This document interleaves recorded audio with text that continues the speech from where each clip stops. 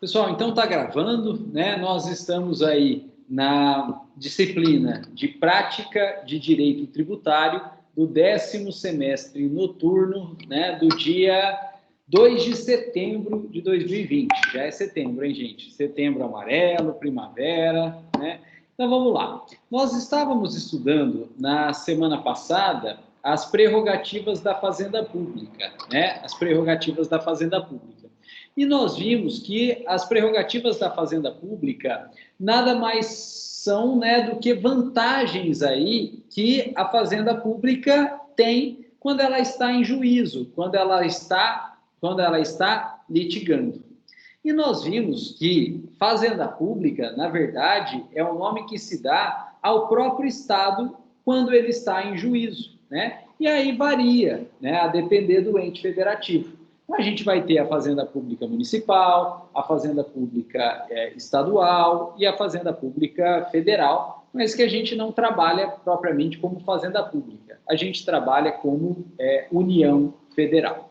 E, pessoal, essas fazendas públicas, então, elas têm algumas prerrogativas, elas têm algumas vantagens, porque, na verdade, elas estão defendendo o próprio Estado. E o Estado somos nós, né? Então, é necessário que elas tenham essas vantagens também, porque na prática ela está defendendo a todos nós, né? E essa é a ideia, então, dessas prerrogativas da Fazenda Pública. Eu disse para vocês que essas prerrogativas são históricas, né? Já vem de longo tempo, né? E que, na verdade, nós estamos acompanhando atualmente uma redução dessas prerrogativas, porque já, em razão principalmente do processo digital, já não faz tanto sentido, não tem tanta necessidade assim de dar essas prerrogativas, de dar essas vantagens à Fazenda Pública. E com isso, né, provavelmente não vai demorar muito, nós vamos poder acompanhar a extinção dessas prerrogativas, né? A Fazenda Pública provavelmente, né, com o tempo, não terá mais essas prerrogativas. E nós vimos algumas delas na semana passada. Nós vimos a representação pelas procuradorias, e quem são os procuradores, né, e os procuradores gerais.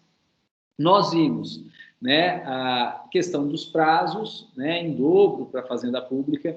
Nós vimos a concessão de medida liminar contra a Fazenda Pública, que é bem restrito, tem vários impedimentos aí trazidos pela Lei 8.437 de 92. Depois, nós vimos os juizados especiais federais, né, e da Fazenda Pública, né, juizados especiais federais e da Fazenda Pública. Lembrando aí, né, que o juizado especial da Fazenda Pública, âmbito estadual, não tem competência tributária, né, então não pode tramitar ações tributárias nos juizados especiais da Fazenda Pública em âmbito estadual. Depois, nós estudamos aí a prescrição da Fazenda, a prescrição das ações, né? Quando, então, a Fazenda Pública move a ação, normal, não tem regra diferente nenhuma. Vale aí 205 e 206 do Código Civil. E nós vimos também a prescrição, então, contra o Estado, quando nós, indivíduos, movemos a ação contra o Estado, que é a famosa prescrição quinquenal, né? Os débitos aí da Fazenda Pública, eles prescrevem em 5 anos. Nós, indivíduos, podemos cobrar a Fazenda Pública dentro de 5 anos, ou então pelos últimos 5 anos aí, né? A famosa prescrição quinquenal da Fazenda Pública aí ou do Estado.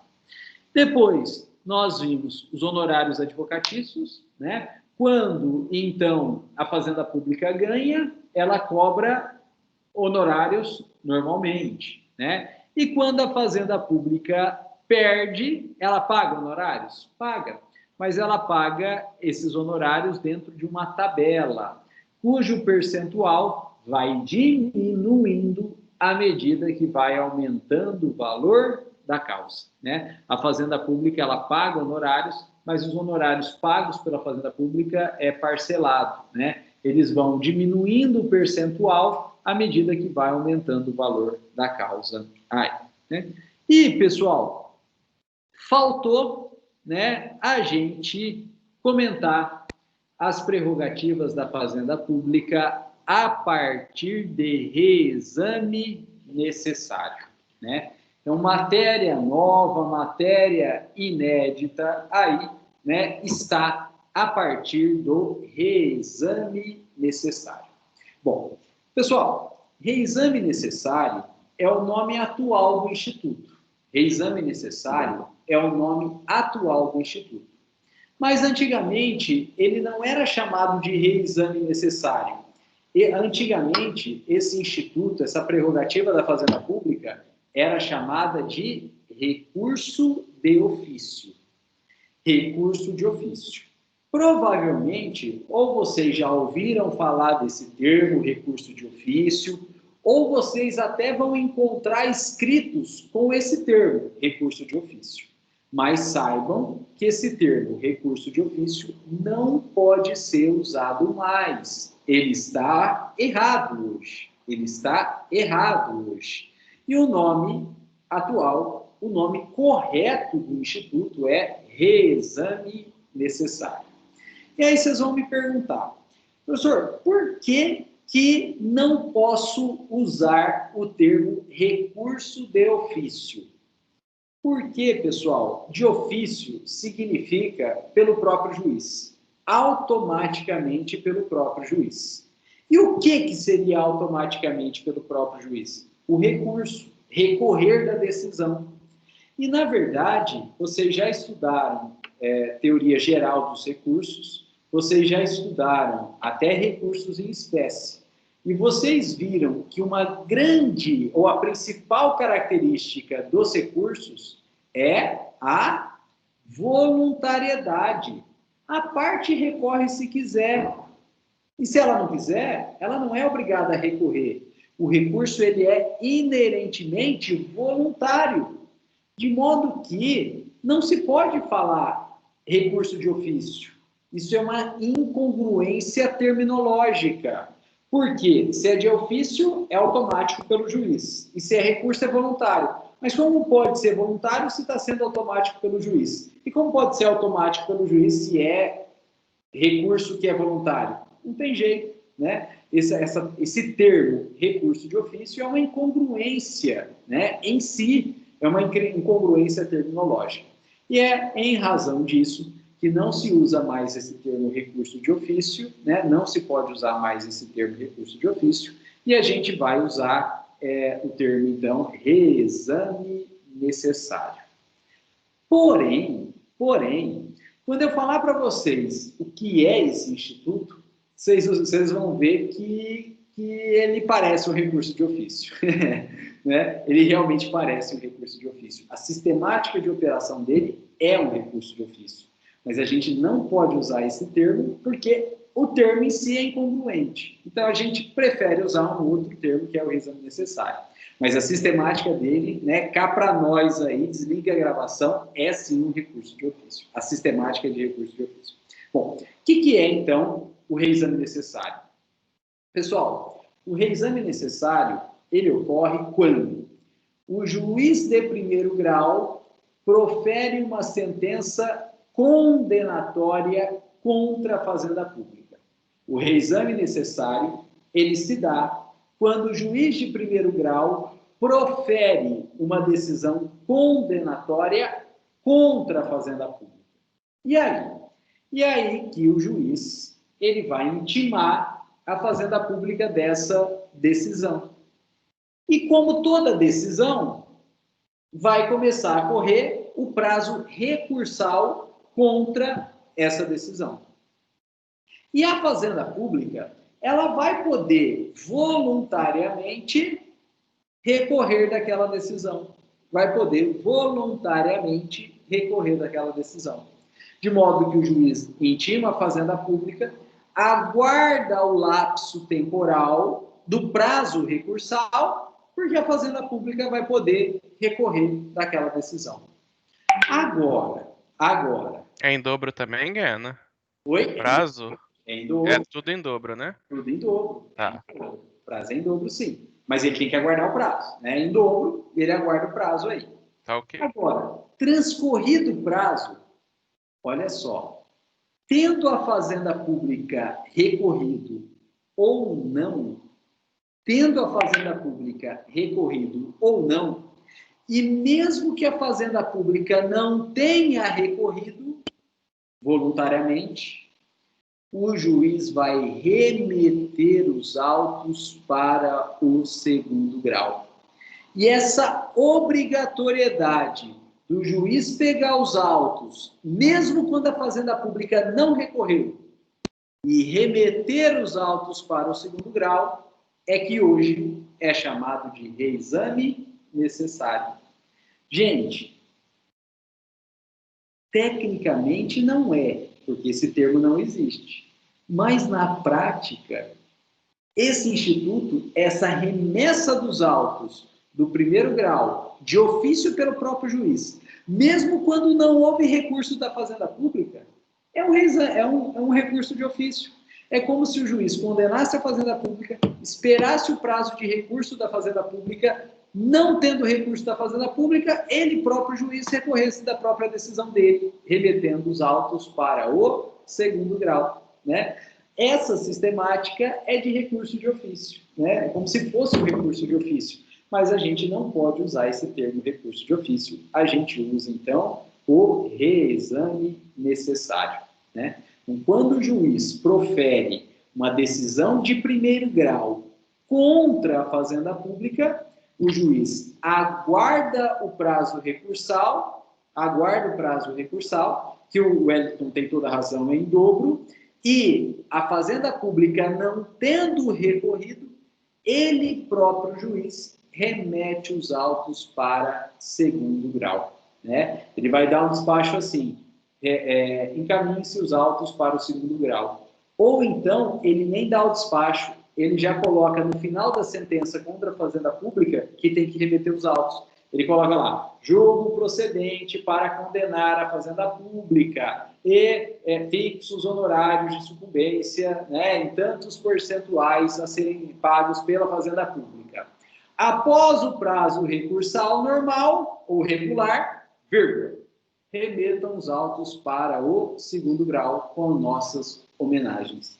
A própria sentença do juiz, quando condena a Fazenda Pública, lá no finalzinho já coloca: após o transcurso do prazo recursal regulamentar, tendo ou não havido recurso da Fazenda Pública, remetam os autos para segundo grau, aí com nossas homenagens, né? Então, já manda para o segundo grau. E chegando no segundo grau, olha só, chegando no segundo grau, não teve recurso nenhum da Fazenda Pública, mas os autos são recebidos como se a Fazenda Pública tivesse recorrido. Os autos são recebidos como se a Fazenda Pública tivesse recebido. E com isso é distribuído para um relator, e o relator vai julgar de novo, né? O relator não, né? O relator vai pôr em julgamento, mas a Câmara, então, vai julgar de novo, né? Vai julgar o processo de novo, como se tivesse havido recurso da Fazenda Pública aí, né? E com isso, então, vai ter uma reanálise daquela decisão contrária à Fazenda Pública em segundo grau. E é por esse motivo, como ele gera uma reanálise da decisão em segundo grau, né, é que o Instituto hoje é chamado de reexame necessário. Para não usar o termo recurso de ofício, né, a gente usa, então, esse termo reexame necessário em razão do efeito que ele gera, né? Ele gera, então, né, por força do próprio juiz de primeiro grau, que remete os autos para o segundo grau, e o segundo grau vai reanalisar os autos, vai rejulgar aquele caso, mesmo não tendo tido recurso, que o Instituto hoje ele chama de reexame necessário, né? Pessoal, natureza jurídica desse Instituto, né? Antigamente, quando ele era chamado de recurso de ofício, a doutrina falava que ele era recurso, né, pelo próprio juiz, mas era um recurso. Hoje não se fala mais nisso. Por quê? Isso não pode ser um recurso, porque o recurso é voluntário das partes, né? O recurso depende da vontade das partes. E essa sistemática do reexame necessário, ele independe da vontade das partes. É a própria lei que determina que o juiz, então, de primeiro grau, remeta os autos para o segundo grau de ofício, obrigatório, determinação de lei. Não é nem o juiz que quer ou não quer, ele, o juiz, é obrigado a fazer. Tanto é que ele já coloca até da sentença dele. Né? Então, isso não tem natureza de recurso, porque não é voluntário, é obrigatório. Isso tem natureza do quê? Qual que é a natureza do reexame necessário? Pessoal, a doutrina passou a falar, então, que o reexame necessário é uma condição de eficácia da sentença de primeiro grau contra a fazenda pública. Né? Então, o reexame necessário, ele tem a natureza de condição de eficácia da sentença de primeiro grau contra a fazenda pública. Ou seja, a sentença de primeiro grau proferida contra a fazenda pública, ela não produz efeitos nenhum, enquanto ela não for remetida para o segundo grau e rejulgada em segundo grau. Né? Por isso que é uma condição de eficácia.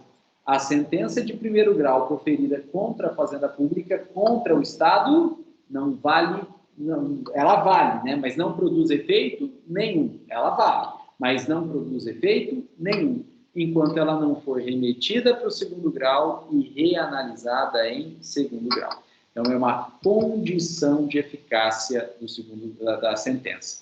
E então, quando ela for remetida para o segundo grau e reanalisada, aí ela começa a produzir efeitos, né? Aí ela começa a produzir efeitos. Aí.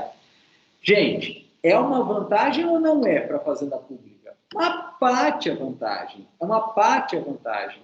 Qualquer pessoa do mundo, se perdeu e não gostou, é obrigada a recorrer no prazo legal. E se não recorrer? Não recorreu, já era, transitou em julgado, não tem mais o que fazer. Não tem mais o que fazer. E a fazenda pública? Fazenda pública perdeu, ela vai ter o prazo de recurso, e como disse o Wellington, de forma correta, em dobro, e mesmo com prazo em dobro, né, mais chance então de recorrer, mais tempo aí para recorrer. Se ela, a fazenda pública, não recorrer, não tem problema. Não tem problema. O próprio juiz, a sentença não vai produzir efeitos, e o próprio juiz vai remeter os autos para o segundo grau para um novo julgamento.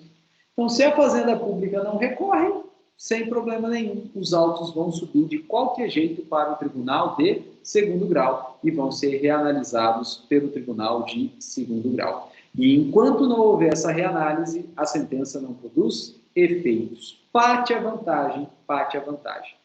Pessoal, o Marcelo levantou a mão. Fique à vontade, Marcelo.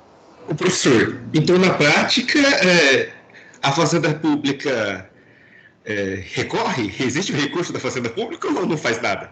Recorre. Né? Na prática, a Fazenda Pública recorre, sim. Ela tecnicamente, assim, ela nem precisava, mas na prática ela recorre, sim. Né? Por quê? Porque vamos chamar isso aqui de recurso de ofício, né? Porque a técnica é de recurso de ofício. Mas, na verdade, ele não tem razões, né? Ele não tem razões. O juiz só remete os autos e o tribunal que se vira para reanalisar. Ele não tem razões, ele não tem argumento contrário àquela decisão, né? Então, na verdade, muito da finalidade do recurso, que é permitir que a parte, então, manifeste as suas razões de contrariedade, não vai ocorrer no reexame necessário, né? Então, a Fazenda Pública pode até abandonar e deixar para o reexame necessário, mas ela não vai conseguir expor seus argumentos, a sua contrariedade aí. E, consequentemente, a chance de, eventualmente, conseguir modificar a sentença é mais baixa, né? Então, para poder expor os seus argumentos, né, e também para mostrar trabalho, a Fazenda Pública recorre. A Fazenda Pública recorre, a não ser que raramente ela perder prazo, né? Mas se não, a Fazenda Pública recorre sim, né? E, pessoal, gente, a Fazenda Pública recorre de tudo. Mesmo quando ela não tem razão, ela dá um jeito ali, ela recorre de tudo, e do primeiro para o segundo grau, do segundo para o terceiro grau, que é o STJ, e do segundo manda para o quarto grau, que é o STF, ela recorre de tudo. E se porventura um desses recursos não for recebido, por exemplo, o Tribunal de Segundo Grau negou seguimento ao recurso especial ou negou seguimento ao recurso extraordinário da Fazenda Pública, vocês tenham certeza, a Fazenda Pública vai agravar, que é aquele agravo interno do artigo 142 do Código Civil, do Código de Processo Civil, e vai conseguir mandar lá para Brasília. Chegou lá em Brasília, o relator do STJ, o relator do STF, negou seguimento, vocês podem ter certeza, a Fazenda Pública vai usar o agravo interno, né, o regimental, para mandar para a turma, né, para tirar do relator e mandar para a turma. Tudo que pode usar a Fazenda Pública usa, né, recorre de tudo. Por quê? E mesmo que ela não tenha razão, no mínimo ela está ganhando tempo, né? No mínimo ela está ganhando tempo. E veja, ela já tem o corpo de advogados próprio, né, que é a Procuradoria, e ela não paga custas processuais, ela não paga custas recursais, né? Então, beleza, não precisa pagar nada, toca o pau, recorre até onde der, né? Se der para sair do STF e, sei lá, para o Tribunal Internacional, para Deus, sei lá, a Fazenda Pública vai recorrer aí. E é por isso que a gente, advogado particular, né, não é que não gosta, mas já entra no processo contra o Estado sabendo que vai ralar, porque a Fazenda Pública vai recorrer de tudo, porque no mínimo ela ganha tempo, né? Pessoal, o Wellington levantou a mão aí. Não, é só. Você acabou de praticamente extinguir o comentário que eu ia fazer, né? Porque, por exemplo, você falou que o advogado vai ter que ralar muito, porque as ações contra a fazenda vai demorar anos. Tipo, não tem a questão, tipo, da celeridade processual, entre aspas, assim, porque vai recorrer, tipo, infinitamente, até na instância, na última instância, por exemplo. Então é muito oneroso, então, advogar contra a fazenda. Esquece celeridade, esquece, né? Mas não que tenha algo errado nisso. A Fazenda Pública ela está usando os instrumentos que o direito dá para ela, né? Que o processo, no nosso caso civil, dá para ela. Então, se ela pode recorrer, ela recorre, né? Então, quem é advogado particular e vai entrar com o Estado contra o Estado tem que ter isso em mente. O Estado vai recorrer de tudo, né? Porque no mínimo ele ganha tempo, né? Não está pagando custa e está ganhando tempo. Então é um bom negócio para ele, Estado, né? E então faz parte, né? E, né, se a Fazenda Pública não recorrer voluntariamente, ainda vai ter o reexame necessário, né? Então vai subir para o segundo grau de qualquer jeito, né? Não tem muito jeito aí, né? Bom, pessoal, mas a Fazenda Pública recorre. Eu tive um outro caso aí, né, de processo contra o Estado, que o Estado não recorreu, né? O Estado não recorreu e, especificamente nesses casos que o Estado não recorreu, não teve reexame necessário, né? E eu vou falar por que daqui a pouco. Mas, já adiantando aí, porque foi no juizado especial. No juizado especial não tem reexame necessário, né? Então, no juizado especial, quando a Fazenda Pública perde, ou ela recorre ou acabou, né? E eu tive um caso aí que a Fazenda Pública provavelmente perdeu o prazo, né? E ela não recorreu e acabou, né? Acabou. E, por sorte, foi da minha mãe. Então, acabou rápido o processo aí, né? Então, se vocês conversarem com a minha mãe e minha mãe me elogiar aí, não foi qualidade minha, não. Foi sorte mesmo, porque a Fazenda Pública não recorreu e acabou transitando em julgado. E foi juizado. O juizado não tem reexame necessário. Então, se ela não recorre em primeiro grau, acabou, né? Bom, pessoal, então a gente precisa falar no cabimento do reexame necessário. Quando que tem e quando que não tem reexame necessário. O primeiro caso a gente já comentou, né? A gente acabou se adiantando. Então, marquem aí, não tem reexame necessário em juizados especiais por expressa exclusão da lei, né? No juizado especial, por expressa exclusão da lei, não tem reexame necessário. E por que a lei exclui o reexame necessário dos juizados? Porque a lei entende que é incompatível com os princípios informadores do próprio juizado, né? Que a gente encontra aí no artigo 1º da Lei 9.099.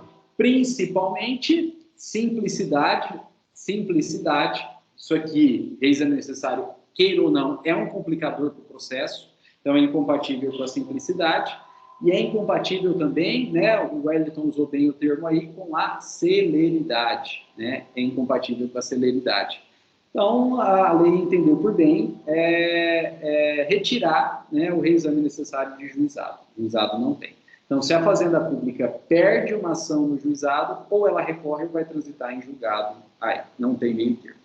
E, pessoal, tem ainda outras regrinhas para a gente verificar se tem reexame necessário ou não. A segunda regrinha é o seguinte: só tem reexame necessário numa sentença em que a Fazenda Pública perde, né? Então, só tem reexame necessário numa sentença em que a Fazenda Pública perde, porque isso é um privilégio da Fazenda Pública. Se ela ganha, ela não precisa recorrer. Então, ela não estaria sendo beneficiada em nada com o recurso. Agora, se ela perde, essa obrigação do juiz mandar, né, para o segundo grau é um benefício para ela, né? Então, só existe reexame necessário em sentenças que a Fazenda Pública perde, em sentenças condenatórias contra a Fazenda Pública, portanto. E também, pessoal, só existe reexame necessário do primeiro para o segundo grau. Só existe reexame necessário do primeiro para o segundo grau. Então, o reexame necessário é um instrumento contra a sentença de primeiro grau. Quando o juiz de primeiro grau condena a Fazenda Pública, aí o juiz de primeiro grau remete para o segundo grau. E se a Fazenda Pública, então, perder em segundo grau? Houve um acórdão contrário à Fazenda Pública. Pessoal, mesmo que seja um acórdão contrário à Fazenda Pública, que seja contrário à Fazenda Pública, se é em segundo grau, não tem reexame necessário. Não tem reexame necessário. Então, se a Fazenda Pública perde em segundo grau, ou ela recorre voluntariamente, né, expressamente, e aí vai fazer o processo ir para o terceiro ou para o quarto grau de jurisdição, ou se ela não recorrer, transita em julgado lá no segundo grau. Doa quem doer, doa quem doer.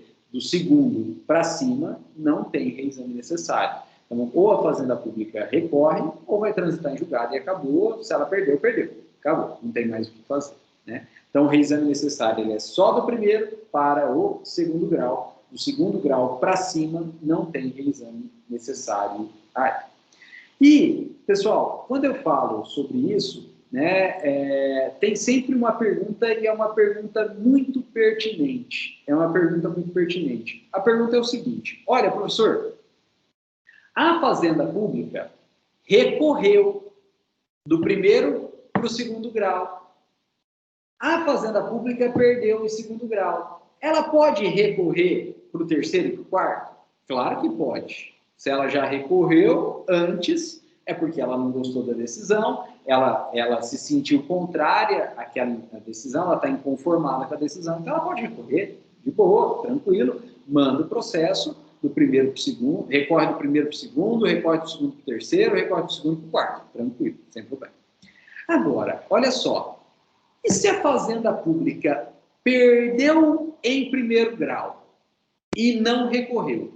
Não recorreu. Passou lá o prazo de recurso, que é em dobro, e não recorreu. Aí o juiz, sabendo do reexame necessário, ele, juiz, mesmo sem recurso da Fazenda Pública, mandou o processo para o segundo grau. E aí, o processo chegou no segundo grau, por reexame necessário, só por reexame necessário, não teve recurso da Fazenda Pública, e a Fazenda Pública perdeu em segundo grau. A Fazenda Pública perdeu em segundo grau. Será que ela vai poder recorrer? Ela não recorreu do primeiro para o segundo. Subiu do primeiro para o segundo por reexame necessário. Chegou no segundo, foi julgado e ela perdeu de novo. Será que ela vai poder recorrer de novo? Será que ela vai poder recorrer para o terceiro ou para o quarto grau se ela nem recorreu do primeiro para o segundo, só chegou no segundo por reexame necessário? E aí, o que vocês acham? Duas correntes. A gente tem duas correntes aqui, né? A gente tem duas correntes aí. Primeira corrente. primeira corrente, defendida pelas procuradorias, né? Defendida pelas procuradorias, pela própria Fazenda Pública. A primeira corrente, que é defendida pelas procuradorias, pela Fazenda Pública, fala que, claro que pode recorrer. Claro que pode recorrer do segundo para o terceiro ou para o quarto grau. Por quê? Porque a Fazenda Pública já sabia que ia ter reexame necessário. Então, se ela não recorreu voluntariamente do primeiro para o segundo grau, não quer dizer que ela não queria recorrer. Ela só não recorreu porque ela sabia que ia ter reexame necessário. Então, na linha do que o Marcelo comentou, nem precisava recorrer, Ela sabia que o processo ia subir. Então, não é que ela abriu mão do recurso, é que ela não recorreu porque ela não precisava. E aí, chegando no segundo grau, perdeu? Aqui não tem reexame necessário. Então, ela recorre, e sem problema nenhum. Ela continua com direito ao recurso.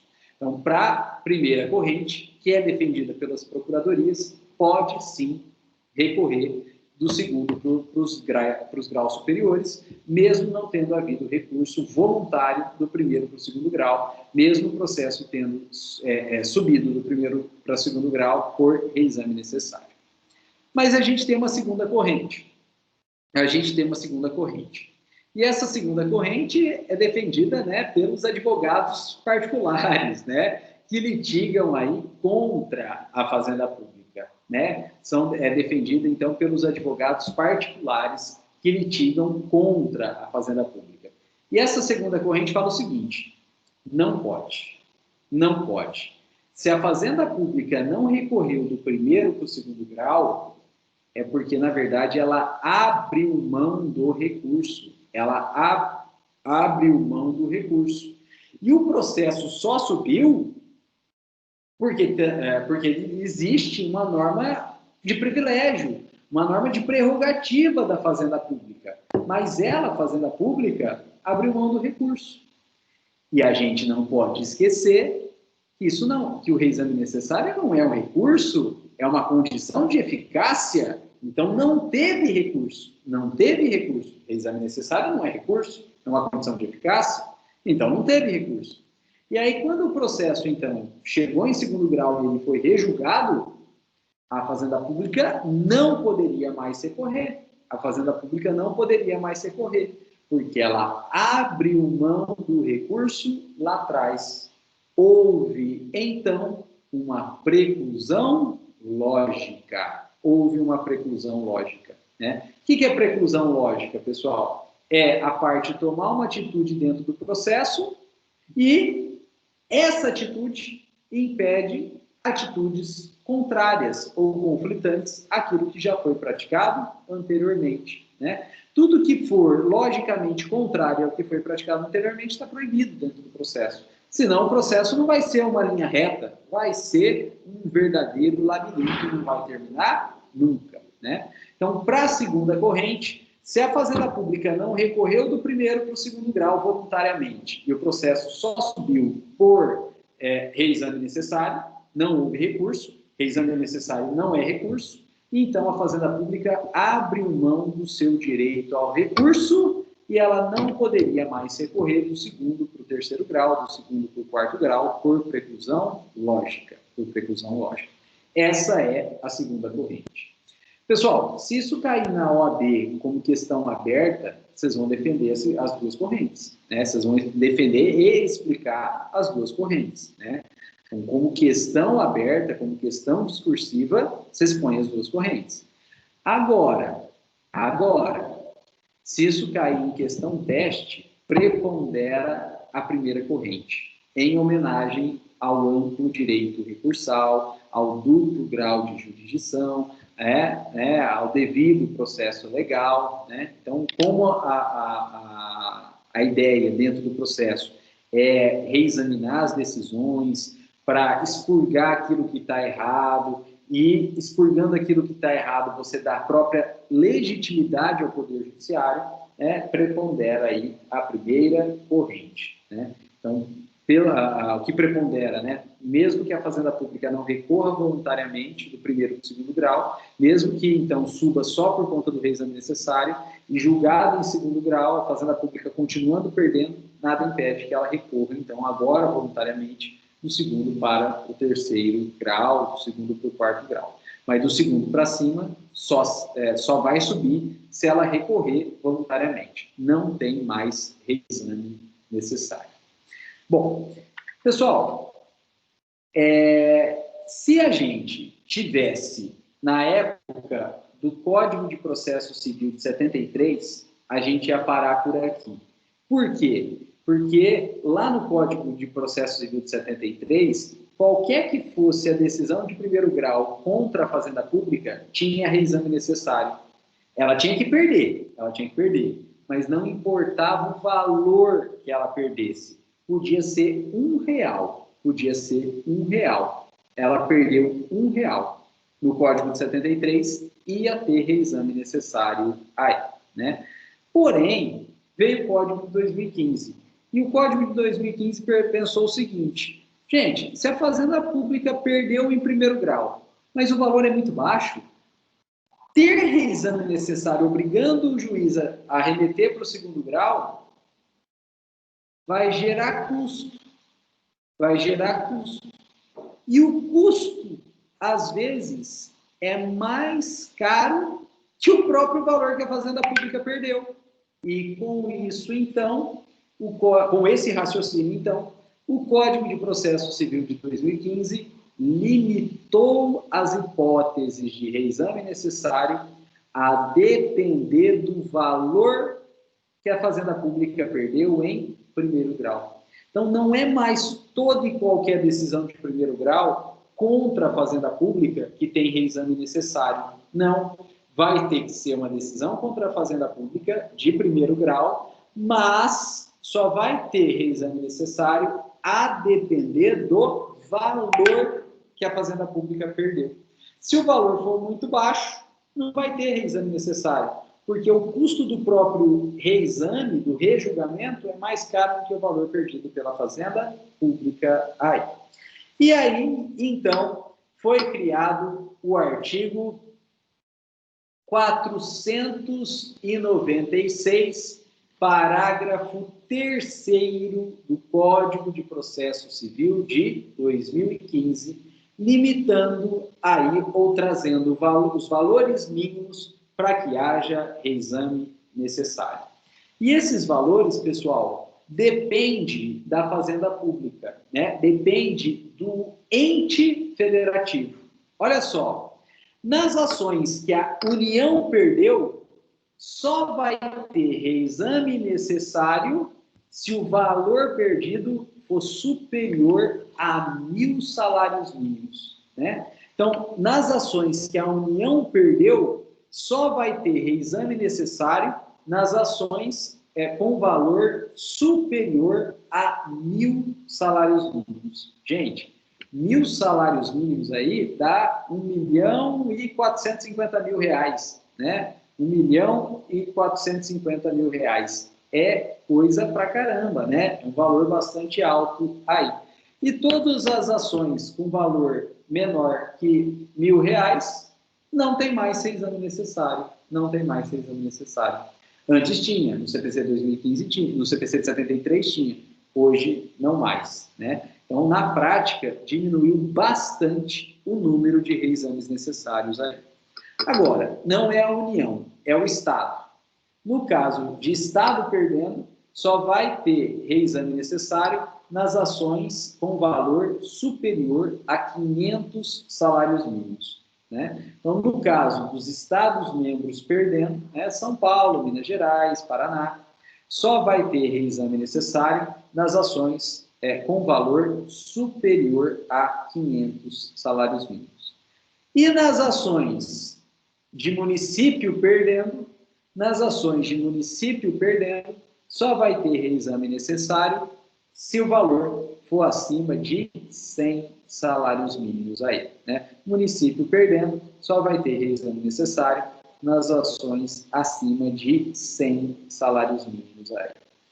E né, seguindo essa tabela aí, a gente verifica que os casos, então, de reexame necessário, a ocorrência aí de reexames necessários diminuiu drasticamente, seguindo justamente aquela tendência que eu falei para vocês, né, que as prerrogativas da Fazenda Pública, elas estão diminuindo e elas tendem a acabar no médio prazo aí, não vai ter mais, né? E o reexame necessário é uma das prerrogativas que tende a acabar. Nós, antes, no CPC de 73, tínhamos em todos os casos, né, contra a Fazenda Pública. No CPC de 2015, a gente ainda tem, mas é muito mais raro porque agora depende do valor da causa, né, o valor que a Fazenda Pública perder. E são valores bastante elevados aí. Pessoal, e por que está acabando, então, o reexame? Por que foi limitado, né? E por que está acabando o reexame necessário? Porque, na verdade, não tem mais tanto sentido assim. O reexame necessário, ele era importante quando os processos eram físicos e as procuradorias ficavam só na capital, né? Só na capital. E aí, até dar tempo para pegar a decisão lá no município, lá longe, né? Na comarca, lá na subseção judiciária, e poder, então, fazer cópia disso e recorrer disso, né? Mesmo o prazo sendo longo, às vezes não dava tempo, né? E aí a Fazenda Pública, então, ficava sem recorrer, e ela podia ficar, então, muito prejudicada. E para evitar isso, é que existia lá no Código 73 o reexame necessário, né? Que aí teria, né, entre aspas, recurso de qualquer jeito, né? Mas hoje, como o processo é digital e as procuradorias estão interiorizadas, né? Estão interiorizadas, não tem mais sentido isso, né? Fazenda Pública recorre hoje rapidinho, publica a decisão no portal da Fazenda Pública hoje, você olha amanhã já está o recurso nos autos, né? A coisa é rápida hoje, o processo digital, com o portal de intimação eletrônico da Fazenda Pública, é rapidaço, né? Então, publica no portal da Fazenda hoje, amanhã o recurso está nos autos, muito rápido, né? Então, não tem mais tanta necessidade assim, e com isso está acabando essa ideia de reexame necessário, né? E, pessoal, esse artigo 496 do Código de Processo Civil de 2015, ele também fala que não existe reexame necessário se, olha lá, a decisão do juiz de primeiro grau tiver fundada em súmula do Tribunal Superior. Se o juiz de primeiro grau fundou a decisão em súmula do Tribunal Superior, não adianta nem recorrer, né? Quanto menos fazer reexame necessário, porque o entendimento, mesmo em grau superior, vai ser o mesmo, né? Também, olha só, não tem reexame necessário se a sentença de primeiro grau for julgada com base em acórdão proferido pelo STF ou STJ em recurso repetitivo, né? Em recurso repetitivo. Recurso repetitivo, né? Aquela sistemática em que seleciona um processo, né? Um recurso que está melhor instruído, julga aquele único, mas que é um caso de massa. E a decisão daquele caso, então, se aplica para todos os demais, né? Não é algo automático, mas acaba, na prática, se aplicando todos os demais, né? E por que na prática, pessoal, o recurso repetitivo ele acaba se aplicando para todos os demais? Porque para os órgãos judiciários, mesmo o tribunal, julgar contrário ao entendimento do recurso repetitivo, e ele pode fazer isso, o órgão judiciário que está tentando julgar contrário vai ter que fundamentar, até aí nenhuma novidade, mas fundamentar derrubando o entendimento do recurso repetitivo. É difícil fundamentar derrubando o recurso repetitivo, porque aquela fundamentação é a melhor, inclusive foi proferida no melhor processo, e segundo, porque dá trabalho, né? Dá trabalho, pô. Eu vou ter que fundamentar, então, eu entendo o contrário, e eu vou ter que fundamentar derrubando aquele entendimento, quer saber? Eu julgo favorável aí, eu julgo igual e toco o pau, né? Então, para evitar esse trabalho aí de fundamentar, contrariamente, que a lei impõe aos órgãos judiciários para julgar contrário ao entendimento firmado em recurso repetitivo, na prática ninguém vai julgar contra, né? Dá muito trabalho aí, deixa quieto. Vamos manter esse entendimento aí, que já foi entendimento consolidado, entendimento do Tribunal Superior, e reitera os entendimentos superiores aí, né? Também, pessoal, não vai ter reexame necessário quando a sentença ela foi firmada em incidente de resolução de demandas repetitivas, né? Que é o famoso IRDR, uma novidade aí trazida pelo Código de Processo Civil de 2015, né?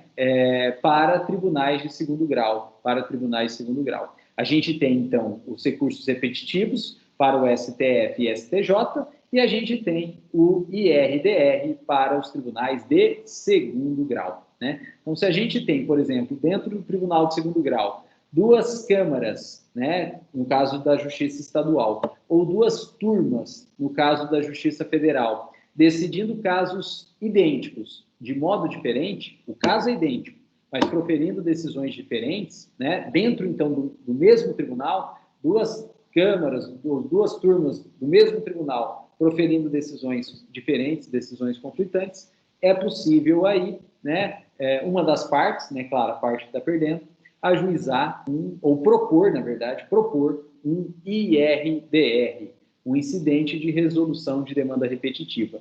Esse IRDR, ele suspende os processos idênticos, né? Ele suspende os processos idênticos e a questão de direito, não é questão de fato, a questão de direito, ela vai ser julgada dentro do IRDR pelo órgão pleno do tribunal, né? E o órgão pleno, então, resolve a questão de direito e aquela questão de direito é devolvida aí para os autos, para todos os processos, né, relacionados com gêneros que ficaram suspensos, que ficaram sobrestados, e aí os respectivos relatores vão aplicar aquele entendimento de direito firmado no IRDR pelo tribunal, pelo pleno do tribunal, e vão julgar todos os demais processos aí, né?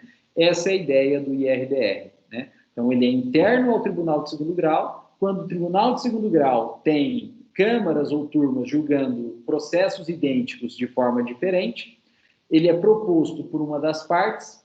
Proposto por uma das partes, ele suspende o andamento de todos os processos congêneres ou idênticos aí, né? E o IRDR vai para o pleno do tribunal, e o pleno do tribunal julga, consolida uma tese jurídica, não julga fato, só julga tese jurídica, e devolve, então, essa tese jurídica para o julgamento dos processos. E aí os relatores aplicam a tese, né? E julgam os fatos conforme aquela tese jurídica aí. É bem interessante o sistema do IRDR, né? E todo o Tribunal de Segundo Grau, ele tem hoje, na página da internet desse tribunal, todos os IRDRs tramitando. Então, a gente consegue descobrir quais são as teses jurídicas discutidas dentro daquele determinado tribunal. É obrigado a listar as teses dos IRDRs, né? Tanto aquelas que estão em tramitação quanto aquelas teses que já foram firmadas, né? E uma vez firmada a tese jurídica, aí sim os relatores são obrigados a seguir aquela tese. Eles não podem julgar de forma diferente. Juridicamente, eles não podem julgar de forma diferente, né? O entendimento está consolidado dentro daquele tribunal. Porém, é um tribunal de segundo grau, né? E se a parte não gostar muito do entendimento aí firmado pelo Tribunal de Segundo Grau no IRDR, elas vão poder, olha que legal, entrar com recurso especial para o STJ e recurso extraordinário para o STF do IRDR, né? Então, firmou uma tese jurídica, o Tribunal de Segundo Grau firmou uma tese jurídica do IRDR e não gostou, e a parte não gostou, beleza, recurso especial para o STJ, recurso extraordinário para o STF, né? Então, é bem interessante essa sistemática. Inovação aí, né, do Código de Processo Civil de 2015, né? E o que mais desse IRDR? Só um detalhezinho. Pessoal, no caso do Tribunal de São Paulo, Tribunal de Justiça do Estado de São Paulo, o IRDR ele não é julgado pelo pleno, né? Dentro do regimento interno do Tribunal de Justiça do Estado de São Paulo, o IRDR ele é julgado pelas sessões, né? E o Tribunal de Justiça do Estado de São Paulo ele tem 3 seções, né? A seção de direito privado, a seção de direito público e a seção de direito penal, né? Tecnicamente, a gente não tem IRDR em direito penal, porque isso é uma criação do Código de Processo Civil, mas as seções de direito privado e as seções de direito público do Tribunal de Justiça do Estado de São Paulo, né, tem IRDR, né, julgam os IRDR aí, né? Então, não vai para o pleno aqui em São Paulo, vai para as seções de direito privado e seções de direito público.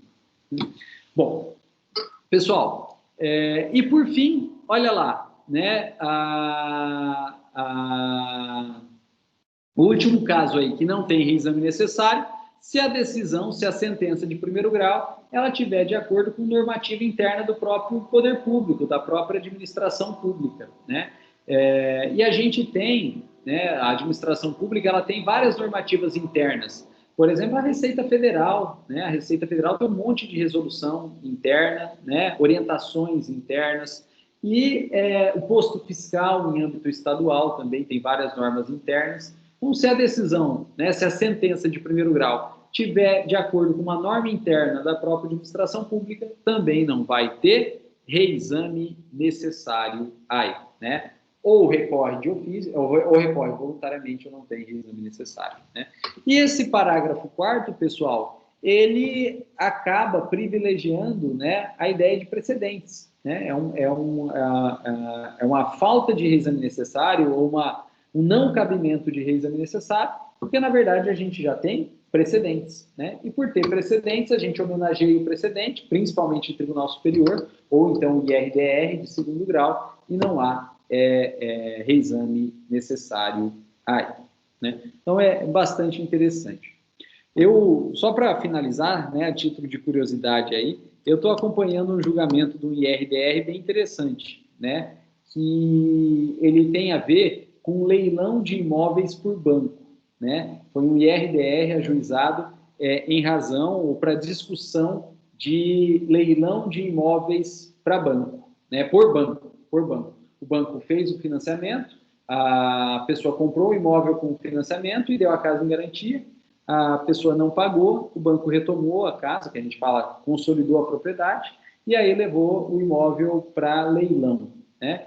E aí, então, né, a pessoa perdeu a casa e esses mutuários, né, claro, sempre entram com ação anulatória de leilão, E essas ações estavam sendo julgadas numa verdadeira salada dentro do TJ, né? Cada Câmara do TJ estava julgando de um jeito essas ações anulatórias de leilão. E aí uma das partes propôs um IRDR para tentar uniformizar a jurisprudência do TJ aqui em São Paulo. E quando propôs esse IRDR, os bancos ficaram com medo de perder.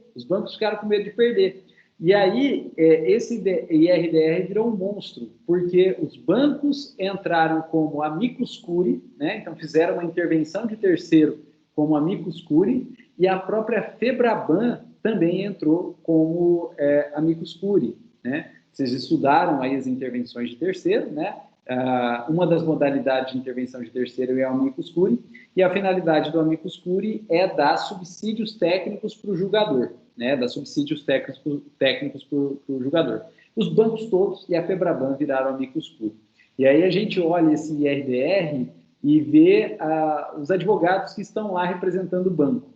É o Dinamarco, né? É o Pinheiro Neto, é o KLA, só escritório grande de São Paulo.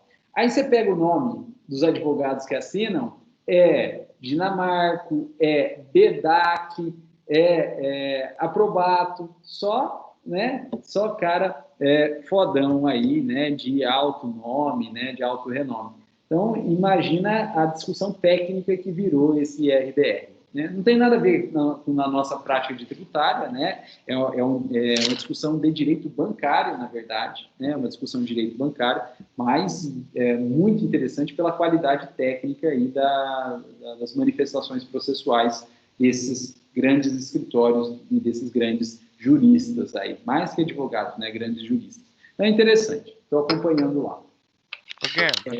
Oi? E costuma demorar anos para consolidar esses entendimentos ou depende da matéria?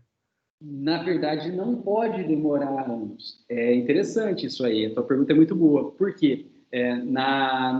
O CPC de 2015, quando ele criou o IRDR, ele deu um prazo. Ele falou que o IRDR tem que ser julgado em 1 ano da data de recebimento. Então, é proposto o IRDR por uma das partes, né? E aí, esse IRDR, ele é distribuído por um julgador, né? Que deveria ser do pleno do tribunal. Mas aqui no estado de São Paulo não é. Aqui é para um julgador de uma das seções de direito. E esse julgador, ele vai fazer um relatório e ele vai dar um voto pelo recebimento ou não do IRDR. Por quê? Para ter o IRDR, tem que ter divergência jurisprudencial interna ao próprio tribunal. E essa divergência jurisprudencial, ela tem que ser provada, né? E também tem que provar que aquele processo que levou ao IRDR, ele está sendo julgado de forma diferente com outros entendimentos do tribunal. Se não ficar provado a divergência jurisprudencial interna e que aquele processo em específico não está sendo julgado de forma diferente, está no padrãozão, o IRDR nem é recebido. Então, o relator recebe o IRDR, pega o IRDR e dá um voto pelo recebimento ou não.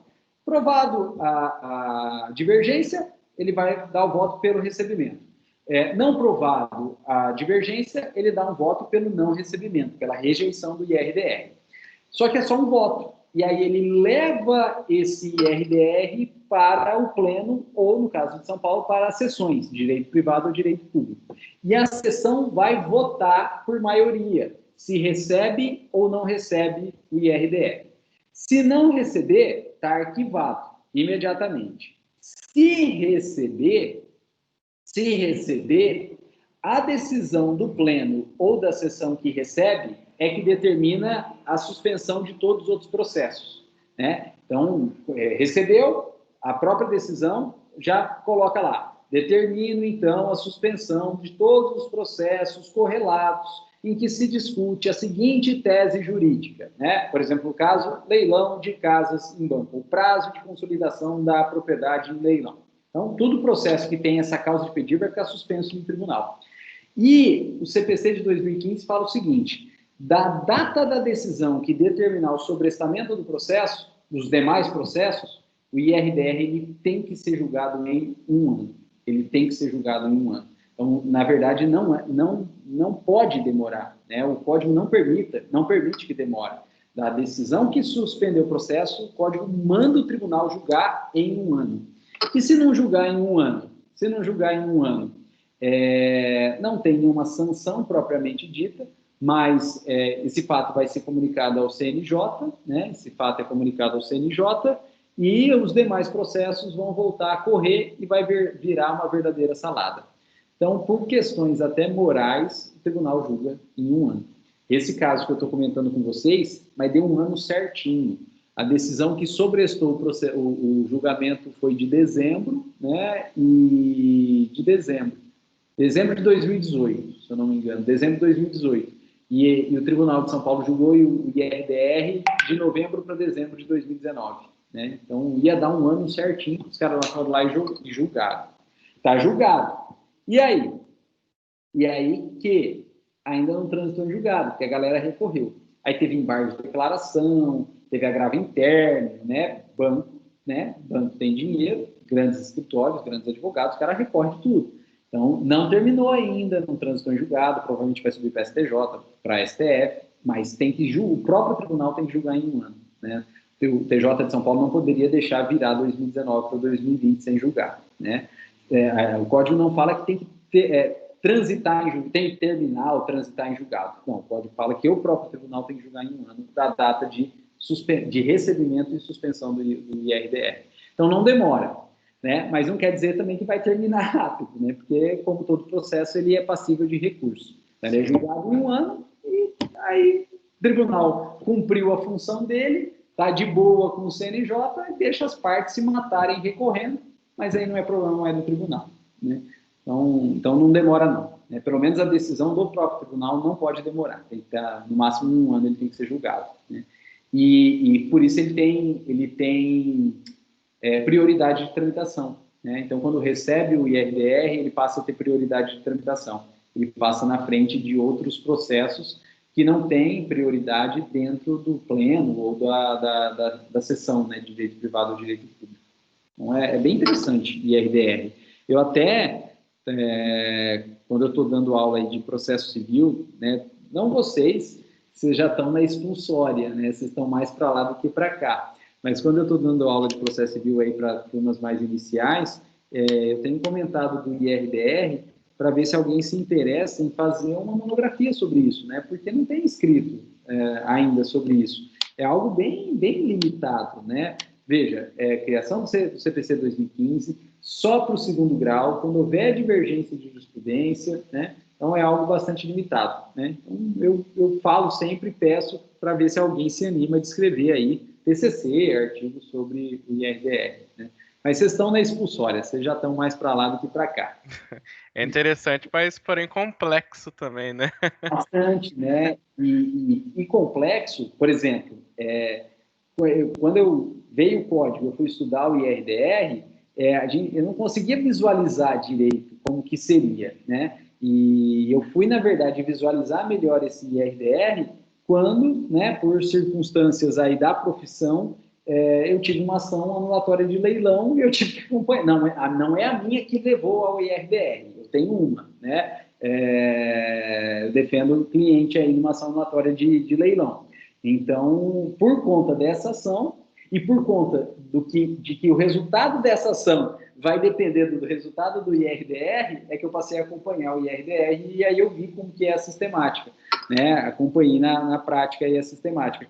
Mas eu não imaginava, né? E lendo o código você não tem toda essa ideia. Até porque muita coisa do próprio IRDR, ele não vai estar no código, ele vai estar no regimento interno do tribunal. Como é uma divergência interna do tribunal, muita coisa ali, para viabilizar o IRDR, depende do regimento do tribunal, né? Então, é complexo, né? É complexo e não tem muito escrito sobre isso. Então, tem que ser meio na marra, tem que ser meio na marra. Mas é interessante sim. Bom, pessoal, com isso, então, né, nós terminamos o reexame necessário. E hoje vai ser bem raro aí a gente verificar o reexame necessário, né? Nos processos que eu tive aí envolvendo o Estado, como são valores baixos, eu não vi mais reexame necessário, né? E aí o juiz coloca lá, julgo procedente a ação e condeno o Estado a pagar tantos reais, tantos mil reais, acrescidos, né, de correção monetária, juros moratórios e honorários advocatícios e na forma da lei. Ponto. Aí ele coloca assim, ó, nesse caso, considerando baixo o valor da causa ou o valor de alçada inferior ao da lei, né, não haverá reexame necessário, ou deixo de remeter os autos ao 2º grau. Já coloca na sentença, né? Ele verifica que o valor é mais baixo do que o limite aí mínimo para o reexame necessário, e é o próprio juiz, quando sentencia e condena, ele já coloca no final. Nesse caso, dado o baixo valor da causa, ou dado ao valor inferior ao patamar legal, ou ao valor de alçada, não haverá reexame necessário, né? Deixo de remeter os autos ao 2º grau. Ele não pode falar que a Fazenda Pública tem que recorrer, não é? Isso ele não pode falar, porque o recurso é voluntário, ele só fala que não vai remeter, né? A Fazenda Pública que se vira, recorre se quiser, não recorre se não quiser, é problema da Fazenda Pública. O juiz só fala que não irá remeter, que é o que eu tenho visto, né? Faz muito tempo aí que eu não vejo um reexame necessário. Tenho um processo na Justiça Federal aí, né, que até publicou hoje ou ontem, que espero que tenha reexame necessário, né? Porque é um processo de condenação, de indenização contra a União Federal, e é um valor bem alto, né? Então, a gente espera que tenha reexame necessário, que aí quer dizer que a gente ganhou e ganhou um valor alto, né? Mas acredito que não vai chegar a isso, não, né? Muito dinheiro aí para a União, né? Mas, eventualmente, numa ação contra o município, né? Como é 100 salários mínimos, vai dar aí 100 salários mínimos, 100 mil reais, né, pode ser que consiga, né, pode ser que tenha ainda, né, que atinja o valor de alçada e tenha reexame necessário. Mas de resto é bem raro. Bom, pessoal, Terminamos, então, o reexame necessário e a gente pode falar um pouquinho sobre a próxima prerrogativa da Fazenda Pública, que é a forma de atualização de valores, né? Forma de atualização de valores, que a gente chama de correção monetária e juros moratórios. Correção monetária e juros moratórios. Bom, pessoal, e aqui funciona igual honorários advocatícios.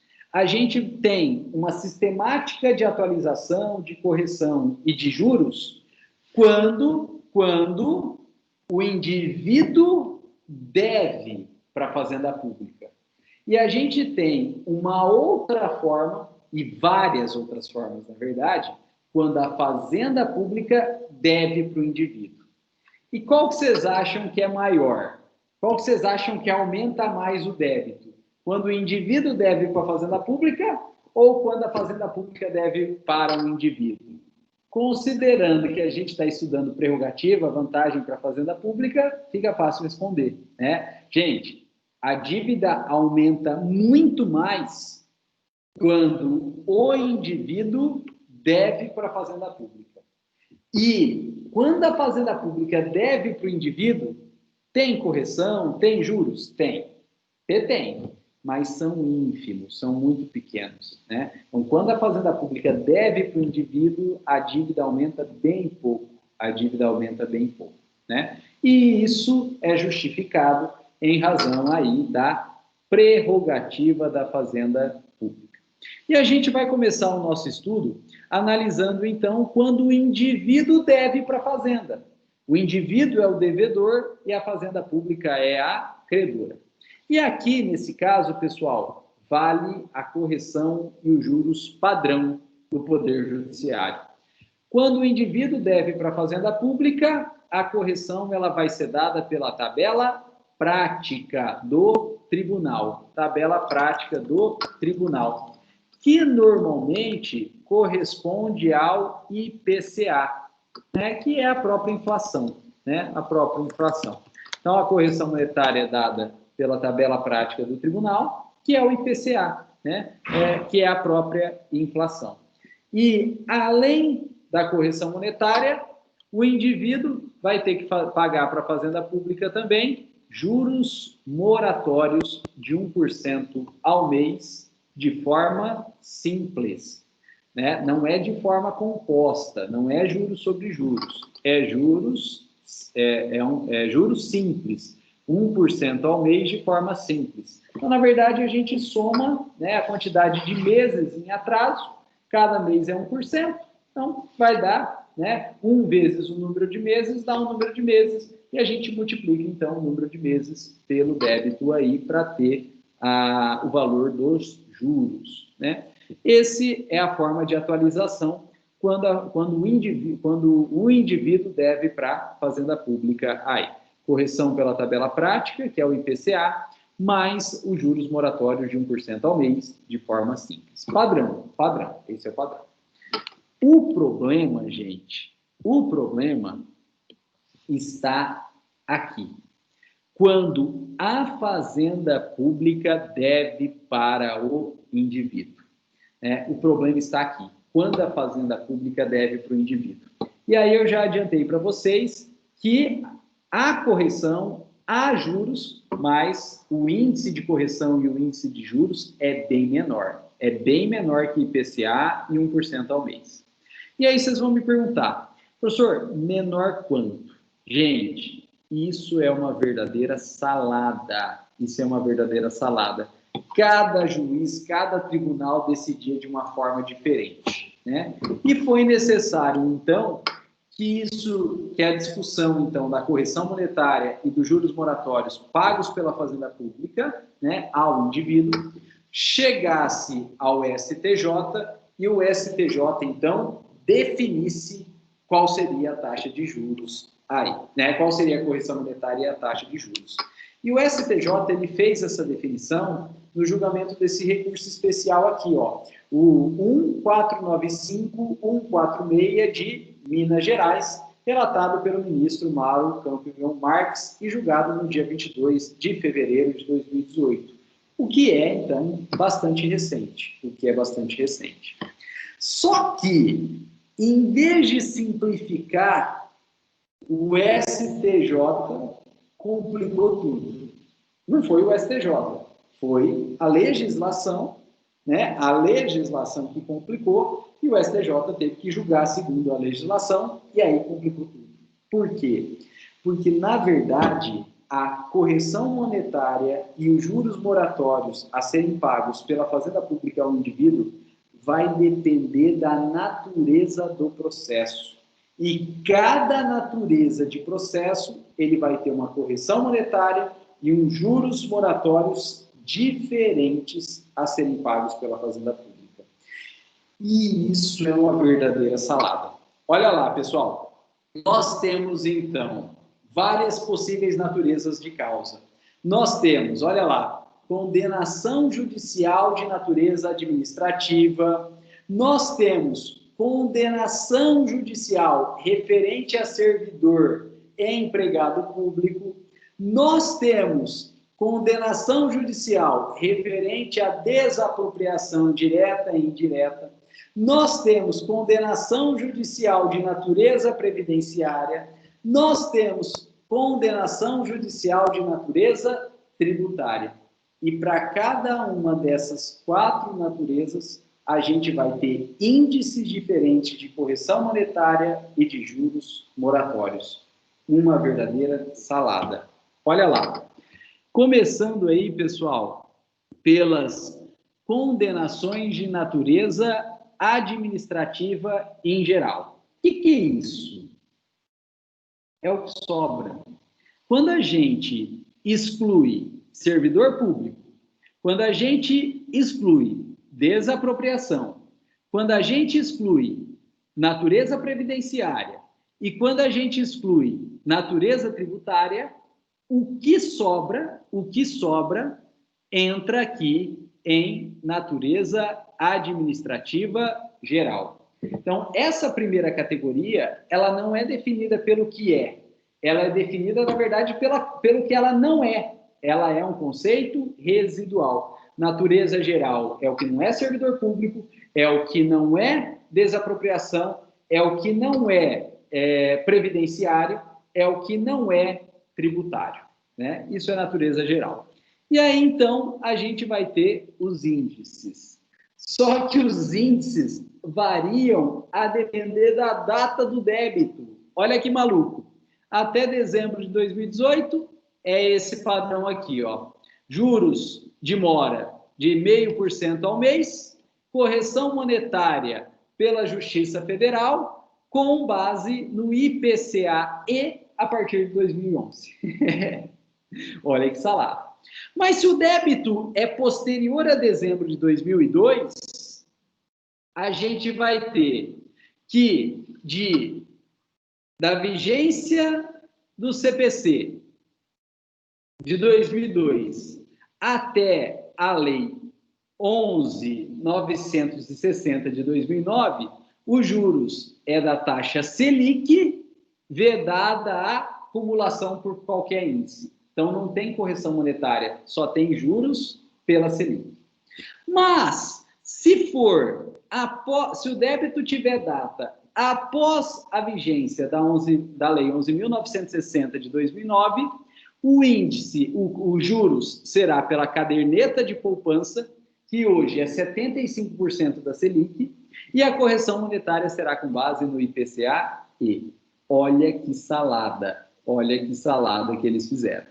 Olha que salada. Então, a gente vai ter que ver, na verdade, a data do débito. Se for anterior a 2012, a dezembro de 2012, se for de janeiro de 2003 até 2009, é pela Selic, e se for de 2009 para frente, é pela poupança, 75% da Selic, mais correção monetária do IPCA-I. Difícil, hein? Difícil. Bom, mas não para por aí, porque a gente tem outra categoria aqui. Se a tua causa de pedir for remuneração de servidor público, é diferente. Olha lá, se a tua causa de pedir é servidor público e o débito é até julho de 2001, o juro de mora é de 1% e a correção é pelo IPCA-E. Se é de agosto de 2001, se o débito é de agosto de 2001 a junho de 2009, os juros de mora não é mais 1%, é 0,5% mais correção monetária pelo IPCA. E se for a partir de julho de 2009, é caderneta de poupança, hoje 75% da Selic mais IPCA. Gente, mas se não for servidor público, for desapropriação, e aí a gente vai seguir, no âmbito da desapropriação, a gente vai seguir regras específicas, né? A depender do ente federativo. Se a desapropriação for feita pelo município, regras do município. Se a desapropriação for feita pelo Estado, regras pelo Estado. E se a desapropriação for feita pela União, regras da União. E, pessoal, toda desapropriação, ela tem regra específica, porque toda desapropriação, ela começa por um decreto expropriatório, né? A administração pública, ela tem que baixar um decreto expropriatório dizendo qual é a área a ser desapropriada e por que aquela área tem que ser desapropriada, qual é o interesse público aí dentro daquela área. E essa norma especial, que é o decreto expropriatório, ele vai trazer, então, a correção monetária e os juros, né? Não aplicando aí a lei da Fazenda Pública, né? Depois, pessoal, natureza previdenciária, né? Então, as ações contra o INSS, ações contra o INSS e, por fim, as ações de natureza tributária. As ações de natureza tributária. Gente, não dá para decorar isso aqui. Obviamente, não dá para decorar isso aqui. Isso aqui, né, quem vai fazer essas correções aí, ele vai ter que consultar toda hora essa tabela. Quando o juiz for dar a sentença, ele vai ter que consultar essa tabela desse julgado, né? Quando a Fazenda Pública for calcular o débito, ou o advogado particular for calcular o débito, ele vai ter que consultar essa tabela, não tem como decorar isso aqui, né? Mas, como a gente está em prática tributária, interessa para a gente mais prática tributária. E, pessoal, olha que interessante, em matéria tributária, valeu a regra da isonomia. Em matéria tributária, valeu a regra da isonomia. Então, veja, quando o contribuinte, indivíduo, deve para a Fazenda Pública, ele paga correção monetária pelo IPCA. E ele paga juros moratórios de 1% ao mês. Valendo a regra da isonomia, quando a administração pública vai devolver algo para o contribuinte, vai devolver dinheiro para o contribuinte, ela vai pagar a mesma correção e a mesma taxa de juros, né? Então, para a gente aqui, em matéria tributária, valeu a regra da isonomia. Veja, a regra da isonomia não é para tudo da administração pública, é só para direito tributário. As demais naturezas, elas vão ter correção e juros próprios, né? E aí tem que olhar a tabela, não tem jeito. Mas para a matéria tributária, valeu a regra da isonomia. O quanto de correção e de juros que o contribuinte paga para a Fazenda, se a Fazenda Pública tiver que devolver esse dinheiro, né, oriundo de imposto, oriundo de tributo, ela vai pagar a mesma correção e o mesmo juros de mora para o contribuinte. Legal. Valeu a regra da isonomia. O restante, a Fazenda Pública sempre paga menos, né? O indivíduo sempre paga mais e a Fazenda Pública sempre paga menos. Em matéria tributária, não. Valeu a regra da isonomia. Então, pessoal, em matéria tributária, os juros também são de 1% ao mês, né? Isso é especialmente importante, gente, nas ações de repetição de indébito tributário, né? As ações de repetição de indébito tributário.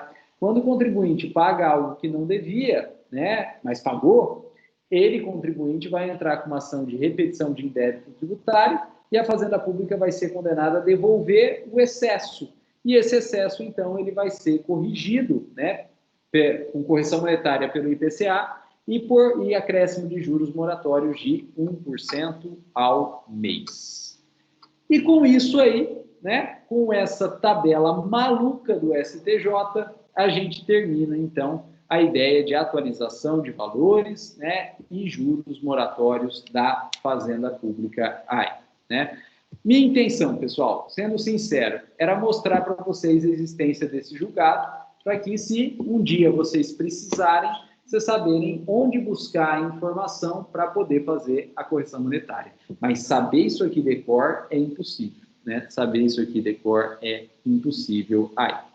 E olha que legal, sabendo que saber isso aqui de cor é impossível, o STJ colocou todas essas regrinhas aqui, que eu colei para vocês nessa tabela, na ementa do julgado. Se vocês pegarem o recurso especial, né, 1495, 146, a ementa do julgado é esse texto aqui, né? É esse texto aqui.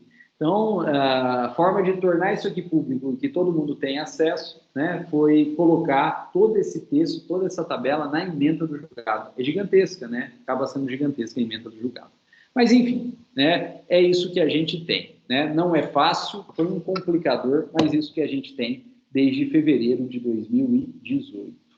Bom, pessoal, e para a gente terminar, acredito que seja a última prerrogativa da Fazenda Pública, né? Acredito que seja a última prerrogativa da Fazenda Pública aí, que é procedimento de execução. Procedimento de execução. E nós vamos ver agora, hoje, como que funciona a execução do indivíduo contra a Fazenda Pública. Então, o indivíduo é o credor e ele está cobrando, ele está executando a Fazenda Pública, que é a devedora. Indivíduo exequente, credor. Fazenda Pública executada, devedora. É isso que a gente vai estudar hoje. E por que a gente vai estudar isso hoje? Porque na próxima aula a gente vai estudar o contrário, ou pelo menos começar o estudo do contrário. Na próxima aula, a gente vai estudar Fazenda Pública exequente, credora, cobrando, executando indivíduo, devedor, executado. E essa forma que a gente tem a Fazenda Pública exequente, credora, executando indivíduo, devedor, executado, é feito na forma de uma lei especial, que é a famosa execução fiscal, né? Com base na Lei 8.630, né, de 1980, né? Mas isso vai ficar para a próxima aula. Então, a Fazenda Pública exequente, execução fiscal. Próxima aula. Agora, a gente vai estudar indivíduo exequente e Fazenda Pública executada. Então, o indivíduo é o exequente credor, né? Vamos colocar aqui, olha lá. O que a gente vai estudar? Indivíduo exequente, credor, contra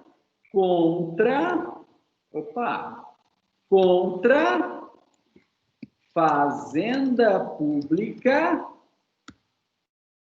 executada, devedora.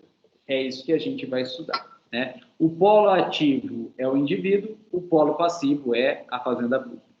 Pessoal, e a execução, então, contra a Fazenda Pública, ela é regrada pelo artigo 535 do CPC. A execução contra a Fazenda Pública, ela é regrada pelo artigo 535 do CPC. E como que funciona? Funciona assim: todo mundo que deve é citado para pagar. Todo mundo que deve é citado para pagar, menos a Fazenda Pública. A Fazenda Pública, ela não é citada para pagar. Ela é executada, mas ela não é citada para pagar. Ela é citada, na verdade, ela é intimada para, no prazo de 30 dias, impugnar a execução. Então, a fazenda pública, ela não é citada ou intimada para pagar, ela é intimada para 30 dias impugnar a execução. O que é impugnar a execução? O que é impugnar a execução? É apresentar defesa. De modo que a fazenda pública, ela primeiro se defende, o juiz primeiro julga a defesa dela, e só se ela perder é que o juiz vai mandar ela pagar, né? Então, a execução contra a fazenda pública, ela inverte o procedimento. Primeiro se dá a oportunidade de defesa e depois se manda pagar. Prerrogativa, vantagem da fazenda pública. Todo mundo vai ser intimado para pagar. Fazenda pública não. Ela é intimada para se defender e depois o juiz julga a defesa e se não colar a defesa, quer dizer, a fazenda pública perder, aí que o juiz manda pagar, né? Vantajoso, bem vantajoso para a fazenda pública aí. Pessoal, e a segunda vantagem da fazenda pública, quando devedora, é que mesmo que ela se defenda, perca e o juiz mande ela pagar, ela não vai pagar de cara. Ela não vai pagar de cara. Nem vai pagar de cara e nem vai ter bens penhorados, porque os bens públicos, eles são impenhoráveis. E aí, como que funciona então? Se ela nem paga de cara e nem tem bens penhorados, como que funciona então? O pagamento vai ser na forma de RPV e precatório. A fazenda pública, quando ela deve, ela não paga de cara e ela nem tem bens penhorados. Ela vai pagar na forma de RPV ou precatório. O que é o RPV? RPV é a requisição de pequeno valor, né? Então, valores menores aí, a fazenda pública ela vai pagar em RPV, que é requisição de pequeno valor. E a lei fala que ela tem 60 dias para pagar. Então, ela é intimada para pagar através de um ofício requisitório de RPV e, recebendo esse ofício requisitório, a fazenda pública vai pagar o RPV, a requisição de pequeno valor, em até 60 dias. Ela tem 60 dias para pagar. Olha que beleza, né? Olha que beleza. E aí vocês vão me perguntar, professor, quanto que é o valor da RPV? Né? O que é pequeno valor aí? Gente, o valor da RPV, o que é RPV, vai depender do ente federativo. O valor da RPV vai depender do ente federativo. Olha lá, se é um município devedor, o valor da RPV vai depender da legislação municipal. Então, por exemplo, aqui em Jales, né, o valor da RPV corresponde ao teto do INSS, tá? Aí R$ 5.800, né? Então, até R$ 5.800, o município de Jales vai pagar em RPV. Então, ele vai receber o ofício requisitório da RPV, emitido pelo juiz, e o município tem até 60 dias para pagar. Tem pagado, né? E acredito que tem gente aí na turma que trabalhou na procuradoria, né, do município de Jales. Então, fica aí, né, o meu comentário, né, tem pagado sim, né, tem pagado sim. Então, paga nesse período. Mas, na verdade, depende da legislação municipal. E tem municípios, né? Tem municípios aí que o valor vai ser bem menor, R$1.000. Tem município que é salário mínimo, né? Isso varia, então, de município para município. No estado de São Paulo, qual que é o valor da RPV no estado de São Paulo? Da requisição de pequeno valor no estado de São Paulo. Gente, até novembro de 2019, o valor da RPV era de R$ 30.119,20, né? Então, valores até R$ 30.119,20 era expedido a RPV e o Estado de São Paulo pagava em até 30 dias. Só que, em novembro de 2019, foi aprovada uma lei na Assembleia Legislativa do Estado de São Paulo, meio que na surdina aí, né? E essa lei reduziu de 30 mil para 11.678,90, que é o valor fixado, então, pela lei estadual 17.205 de 2019. Então, débitos aí do Estado de São Paulo posteriores a novembro de 2019 serão pagos em RPV em até 60 dias, se limitado, se abaixo de 11.678,90. Gente, olha o tanto que baixou, né? Caiu para um terço aí. E a União Federal, ela tem o seu RPV em até 60 salários mínimos. Em até 60 salários mínimos, se a União deve até 60 salários mínimos, ela vai pagar em RPV em até 60 dias. E esses são os valores da RPV. Condenações contra, então, município, estado e União, até esses valores, eles são pagos em RPV em até 60 dias. E vocês vão me perguntar, com toda razão, e se o débito for maior que esses valores aí? E se o débito superar o valor da RPV? Aí esse débito não vai ser pago em RPV. Esse débito vai, então, para precatório. Então, o débito que superar o valor da RPV, ele vai para precatório. Pessoal, e qual que é o grande problema do precatório? É que ele não tem prazo para pagamento. A RPV, ela tem que ser paga em até 60 dias. E o precatório? O precatório não tem prazo de pagamento. São anos. O precatório, ele tem uma garantia, que é o respeito pela ordem cronológica. Então, o precatório que chegar antes, ele vai ser pago antes, e o precatório que chegar depois, ele vai ser pago depois. Então, que a gente credor de precatório tem como garantia que vai seguir uma ordem cronológica de pagamento. Então, os precatórios mais antigos vão sendo pagos antes, e aí, conforme vão pagando, vai indo para os precatórios mais novos. Mas não tem prazo de pagamento. Não tem prazo de pagamento. E por que não tem prazo? Porque, na verdade, o Estado, ele não vai pagar o precatório. Ele, na verdade, transfere uma quantia de dinheiro para o tribunal.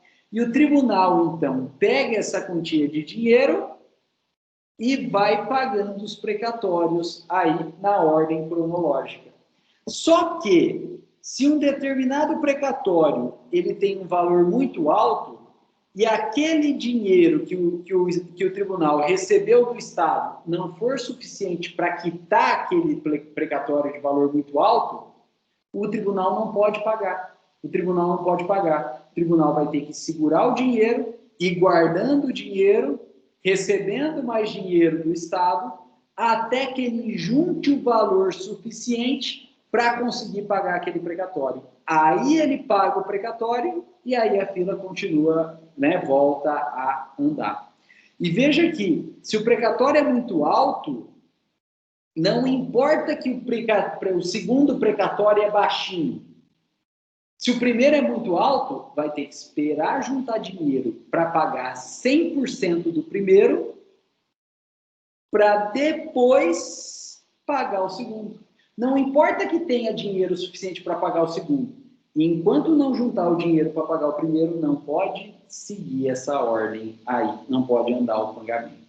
E é por isso que não tem prazo, porque tem que ser analisado, então, caso a caso. O Estado está sempre transferindo dinheiro para o tribunal e o tribunal está sempre pagando o precatório na ordem cronológica. Mas se chegar num precatório muito alto e não tiver dinheiro, para tudo, até juntar o dinheiro para pagar ele para poder seguir. E é por isso que, na prática, como o Elton falou aí, demora anos.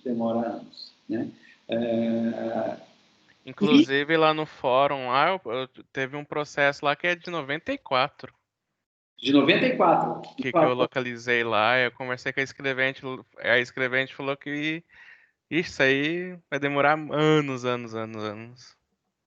Para ter uma ideia, olha só, meu pai era professor do Estado, em 88, 89, ele, através do sindicato dos professores, da POSP, entrou com uma ação porque nesse ano aí, 88, 89, ele não recebeu o 13º, ou não recebeu integralmente o 13º.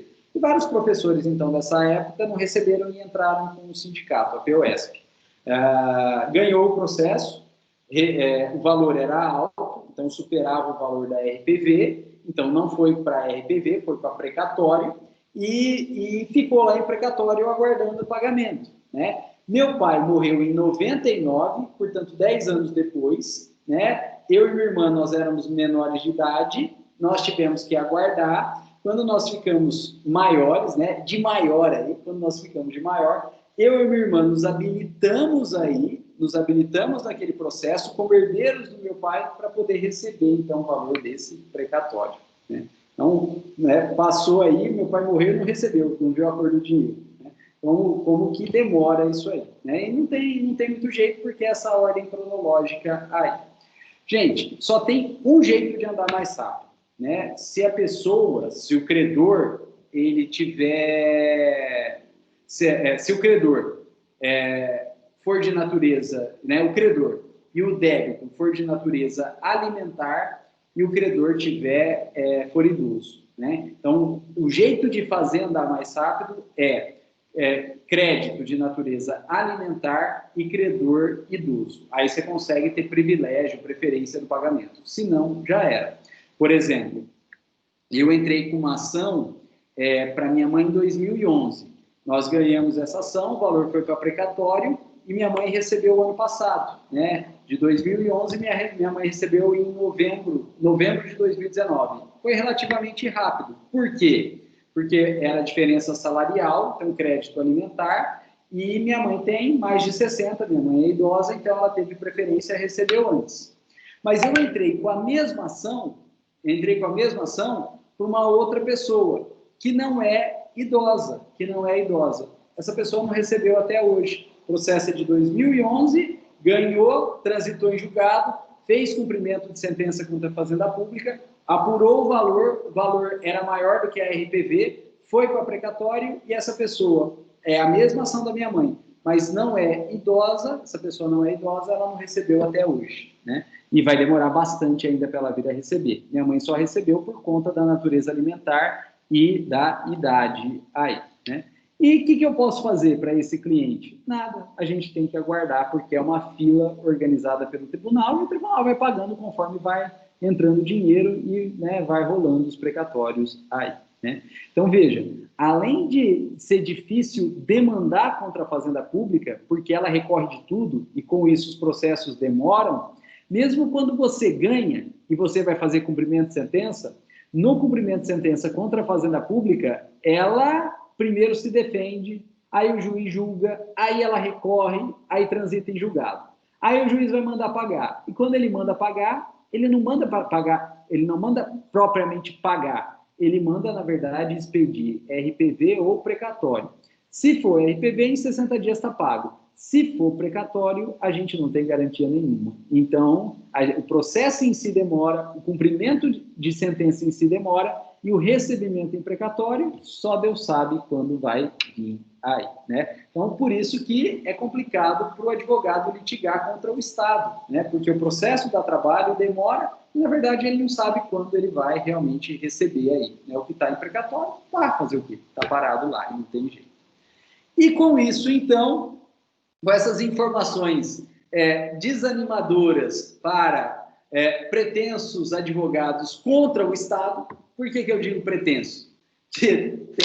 Tem que escolher bem aí, tem que pensar bem se vai demandar contra o Estado, né? Então, a gente quer, né? Mas, será que vale a pena? Dá trabalho. Então, né? Com essas informações desanimadoras aí, a gente termina a nossa aula de prerrogativas contra a Fazenda Pública. E na próxima aula, a gente dá início a um tema novo, que é o tema da execução fiscal. E aí a gente vai estudar, então, a Lei 8.230 de 80. Pessoal, eu vou encerrar aqui a gravação para o vídeo não ficar muito longo, mas agradecendo a presença e a paciência de todos, né? Mas a gente continua aqui batendo papo, né? Caso alguém tenha alguma dúvida, alguma sugestão, enfim, algum comentário. Fiquem à vontade.